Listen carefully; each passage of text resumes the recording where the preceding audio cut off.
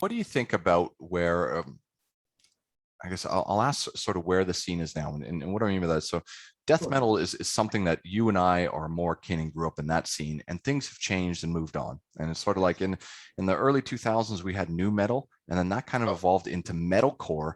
And then Yep. probably for about maybe the last 10 years or so, there's been this crossover between traditional death metal and metalcore, which has given us deathcore. And Deathcore. I, Yep. and I would say the difference between deathcore is that it is still extreme. It's very, very heavy with a lot of breakdowns, Yep. but Yep. you also get those sort of moody high notes that sit within all of the music. And what I'm getting at is that for people that are a little bit older, like you and me, there still seems to be a lot of people despise anything from new metal and that's come out that are a little bit Yeah. older. But deathcore, and like I love bands like Die Artist Like Murder, which is from Sydney here. Carnifex, Yeah, you know. yeah, defend death metal and all this sort of stuff. But Oh, there's so many people are kind of are repulsed by this, but this seems to be the natural evolution of death metal. What do you yeah. sort of think of that scene and I guess how that has evolved into what it is now? Well, I mean, as far as that goes, I mean, I think deathcore and metalcore and like the newer styles of metal, they are kind of a natural progression. I think that it's also that people are trying to incorporate things that are a little bit more commercially viable. Yeah. Once Korn came out with 7 and 8 string guitars, then everything went to that super low tonal thing, not traditional 6-string guitars, like this, where it's where it's more just rooted on the heavier notes of things. Mm-hmm. And I mean, I could understand why some people despise it because it is rudiment. A lot of it is very rudimentary. Not like, simple, almost like new metal, simplistic, like bomb, yeah, bomb, very bomb, bomb. Yeah, right. Okay. and I think that people understand that there's a lot more to guitars than adding strings, and there's a lot more to music than just following that kind of rudimentary thing. Even in blues, it's a little bit more complicated and tasteful. Yeah. And I'm not trying to bust on all those bands because they're all just trying to do the same shit we're doing. They're just doing it in a different way. You know what I mean?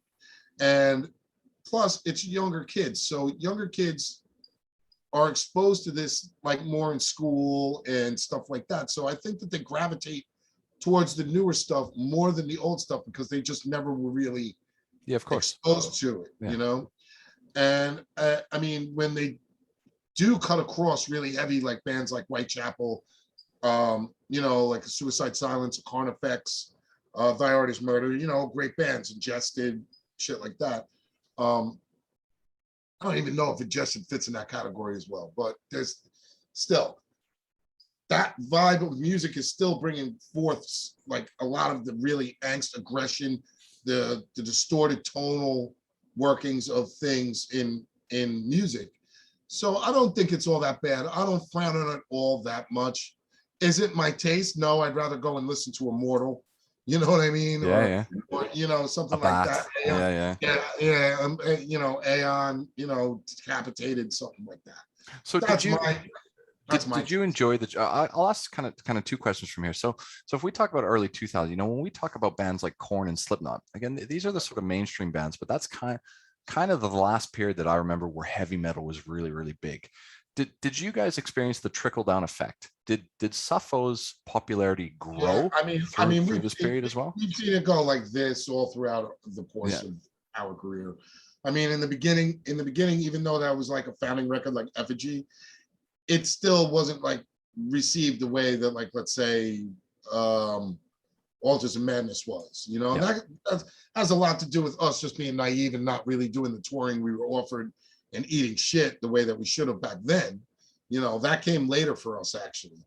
Okay. But as far as like crowd attendance, people paying attention, people wanting to go to shows, it always varied. So bands like Slipknot that really cut through, you know what I mean? They cut through with the costume gimmick. It's still having the grinding stuff with Joey. It's still being like the down-picky stuff. Obviously, the vocal aspect cut across more with the new metalcore styles of stuff. Even though it was still heavy, it still had some heavy shit, but it cut across.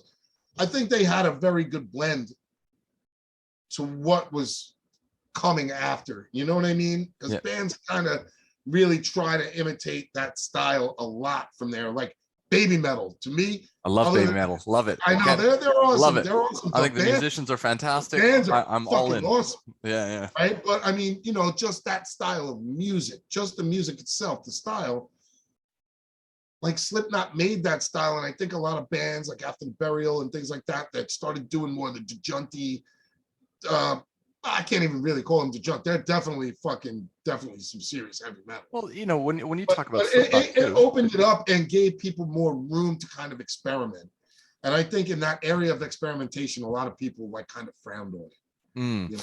Well, I guess it sucks to be close-minded, in my opinion. Well, I mean, if we're thinking in that line, it's sort of like, as you said, going back, it's like Cryptic Slaughter, then Napalm as more as grind, that then Suffolk brought in that blast beat. And then when I started thinking, you know, the first Slipknot album's a little bit more rappy, but Iowa's heavy. It's not too far off potentially from what stuff.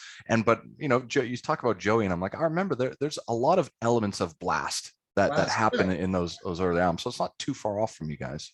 Right, exactly. And I mean, you know, they were into the death metal stuff as well in their earlier career. So, you know, I guess most of those dudes know of us as well as we know of them. But just to make a long story short, like they took like the styles of music that, you know, from the hardcore riffy stuff to the grinding blast beat stuff to a little bit more of the melodic, catchy two-step stuff, you know, that you'd hear in like some hardcore music and stuff like that. They really kind of etched that. And a lot of bands really went and followed it, which I think opened up that area to the deathcore stuff, as well as some metalcore stuff that's like newer nowadays, you know? Yeah, cool. For me, that was like, they were pretty much a one-of-a-kind band because I had never heard of anything like them before them, you know? Well, Korn, maybe. Yeah.